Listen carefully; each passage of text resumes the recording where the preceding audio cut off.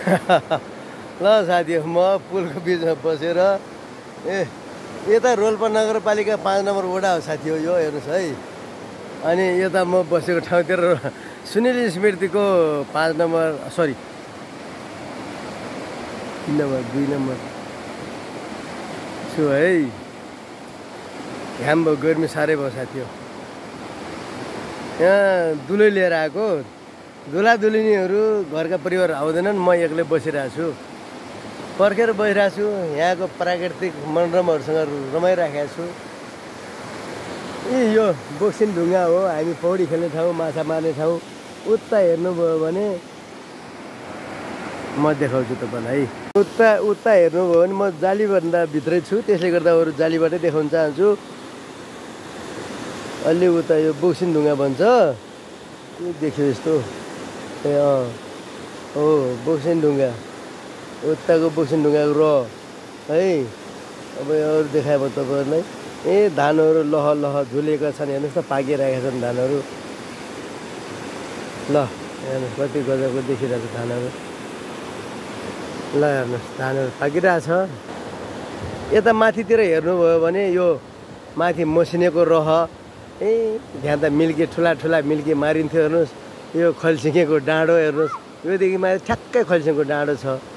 अनि यो पनि अचम्म छ, यो डाँडादेखि उतातिरदेखि उता फेरि रोल्पा नगरपालिका 5 नम्बर सरी 4 नम्बर परिहाल्छ उता फेरि हल्लाइदियो केटाहरूले। पुल हल्लाएर हेर्नुहोस् केही पनि देखिँदैन साथी। म यो जन्ती लिएर आएको क्या, उनीहरू चाहिँ माथि छन्, म चाहिँ त्यहाँ गएन। अब यो मेरो ग्राउन्डमा देखिएको किन हो, यता रुन्टीगढीको सेमन डाँडा हल्का माथि डाँडो चुचो देखिन्छ। यतातिर हेर्नु भने रोल्पा नगरपालिका हो, यताको डाँडो हेर्नु भने सुनिल स्मृतिको डाँडो हो हेर्नुहोस्। अनि म सुनिल स्मृति र रोल्पा नगरपालिकाको बिचमा बसेको छु हेर्नुहोस्, बिचमा यो माडी नदी हेर्नुहोस्, हाम्रो माडी नदी यसरी देखाइरहेछ। ल हेर्नुहोस् यसरी बगिरहेको छ। अनि म यहाँ बिचमा बसिरहेको छु हेर्नुहोस्। आज दसैँ टिकाको दिन हो, फेरि हाम्रो टिका छैन नि त है। अनि ठ्याक्कै त्यो अवसरमा त्यो भाइहरूलाई जन्तीहरू ल्याएर त्यहाँ छोडेको छु। अनि छिटाउ भनिरहेको छु, मैले चाहिँ उनीहरू हताइराखेको छु। अनि म यहाँ आएर बसेको छु। अनि एउटा गीत गाउनु चाहे है, त्यो गीतको नाम चाहिँ के गाउने होला है साथी? तपाईँहरूलाई के गीत गाएर खुसी पार्ने होला? यहाँ नदीको छेउछाउमा बस्या हुनाले मैले चाहिँ नदीकै बारेमा गीत गाउनु चाहे मित्रहरू है त। जस्तै अब पानी, नदी भनेको पानी, नदी ठुलो चाहिँ नदी, थोरै पानी है। पानीहरू धेरै मिलेर नदी बनेको हुन्छ। यही पानीको विषयमा मैले गीत गाउनु चाहेँ। म सानो थिएँ, त्यो बेला म सानो थिएँ, यस्तै वनपात अनि मेलामा गाइने गीत हो यो, उहिलेको गीत हो। म सानो थिएँ त्यो बेला मेलाहरूमा गाउने गर्थेँ त्यो गीत। आज गाउँछु म, मेरो गला त्यति खराब छ साथी हो, आज त्यति राम्रो मिलेको त छैन, तर प्रयास गर्छु है त साथी हो। ल पानी जस्तो बग्ने माया सलाले ओइ बा के भयो यस्तो गला खराब भएछ। पानी जस्तो बग्ने माया सलाले बगेर गइजाला, सलाले बगेर गइजाला। आशा फुल नफुल्दै नफल्दै मन किचडी उडेर गइजाला, मन किचडी उडेर गइजाला। आशा फुल नफुल्दै नफल्दै मन किचडी उडेर गइजाला, मन किचडी उडेर गइजाला। यो गीत थियो हेर्नुहोस्, बडा रमाइलो हुन्थ्यो मेलाहरूमा। उही बेला त मेला राति पर्थ्यो हेर्नुहोस् साथी हो।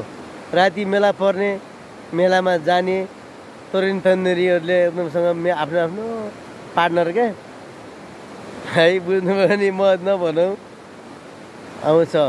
त्यो बेला यो फोनसोनको व्यवस्था थिएन, चिठीको भरमा। त्यो चिठी कहाँ हुन्थ्यो कि त विश्वासिलो मान्छेको हात त चिठी पुर्याइन्थ्यो कि चाहिँ अब त्यो पहिले नै बार्गेनिङ हुन्थ्यो। यस्तो ठाउँ राखेको छु है, त्यहाँ गएर हेर्नु, ढुङ्गाको आफ्नो हुन्थ्यो कि कोही रुखको टोड्कामा हुन्थ्यो कि है, कहीँ परालको मुनि हुन्थ्यो कि कहीँ त्यो कुनै वस्तुले ढाकेर छोपेर राखेको हुन्थ्यो, त्यस्तोमा चिठी हुन्थ्यो। त्यो चिठी पढेर पनि आफ्नो मनको साथीको भाव बुझेर त्यो अनुसार चल्थे। अहिले यस्तो ओछ्यानमा पल्ट्या छ, 4 खुट्टा अगाडि पुरा खपाएर कहाँ छस्, के छस्, के गर्दैछस्, खाना खाइस्, के खाइस्, आलुको तर खाइस्, चिप्स खाइस्, के खाइस्, यी इत्यादि हुन्थे। हेर्नु साथी, त्यसले गर्दा मेरो साथी आइसके, अब मैले हल्ला गर्नु थालिसकेँ। म त्यस्तो हुन्थ्यो हेर्नुहोस् त्यो बेला। अरे यो बेला अहिले यो हुन्छ, त्यो बेलाको गीत हो है मैले गाएको। त्यसले गर्दा साथीहरू जिन्दगीमा हरेस कहिले नखानु, चरेस खानु पऱ्यो। हरेस खायो भने लाइफ गयो ड्यामेज है मित्र। ल मेरो पार्टनर आइसके बोलिरहेको छु, म तपाईँलाई देखाउँछु लास्टसम्म को रहेछ भनेर देखाउँछु है। मोबाइलको ब्याट्री पनि जानु थालिसकेछ। एउटा गाना गाउने मन लागेको थियो, पारी खोला। गाना गाउने रहर हुँदा केटाहरू आइसक्यो, मलाई लाज लागिसक्यो। फेरि केटाहरू भयो भने मलाई लाज लाग्छ गाना गाउने। हल्लाइसक्यो हेर्नुहोस्, त्यो त आइसकेँ, केटाहरू आइसक्यो हेर्नुहोस्। अब तपाईँहरू म यसरी देखाउनु चाहेँ, यो आइसकेको छैन है। अब यिनीहरूले मलाई चाहिँ छिटाउ भनेर फोन गरेर हैरान भइसकेँ। आएको थिएन कि आयो हाम्रो माइला, भुवन केसी आयो, अर्को आयो, अनि यो दबाए सर पनि आइसक्यो। दबाए सर पनि आइपुगे। नमस्कार, के छ हालखबर? अनि के हो, के मलाई बोकेर लग्ने हो कि? म त मातिसकेको छु यार। ल बा, खै दुलाको बाउ आमा दुलाहरू कहाँ गए? अनि मलाई फोनै नगरेर किन आयो त? ल ल हिँड ल, सबै टोली अगाडिबाट म आएँ। ल ल जन्ती आउने कार्यक्रम भइरहेछ, बगाल आइरहेछन् है, हाम्रा बगालहरू आइरहेछन्। ल बाहिर बोक्का आइसक्यो, बाहिर बोक्का। अब यो दुलनी र दुला आइरहेछन्। ओइ नहल्लाउने यार, मलाई डर लाग्छ।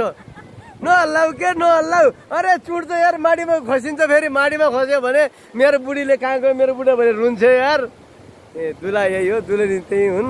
हाम्रो भदै हो, प्रदीप सानोमा खुब ठट्टा गर्थ्यो। अब अहिले दुलनी आइसक्यो। चल बधै, खै बा खै। ल ल ल ल जाऊ।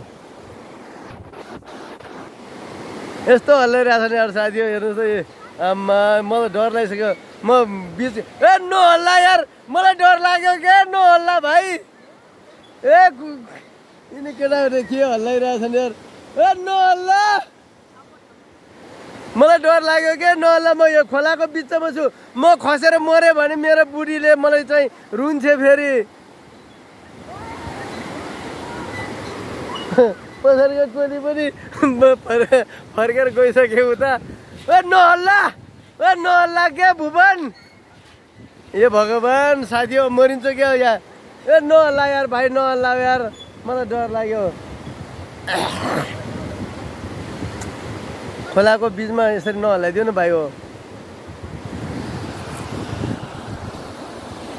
खोलाको बिचमा छु साथी हो। ल हेर्नुहोस् त, खोला मिलमिल गरिरहेछ। अनि त्यसपछि यसरी पुल भाँच्यो भने के हुन्छ? पश्चिम जाजरकोट उहाँ डोल्पा सुर्खेत जाँदाखेरि गाडीहरू चाहिँ घोडाहरू खसे जस्तो भयो भने के हुन्छ? नहल्लाउ यार, नहल्लाउ भाइ हो, नहल्लाउ यार। पुल हल्लाउने होइन के, जोखिम हुन्छ। बा देख्नुभयो साथी, अब म ढलेँ।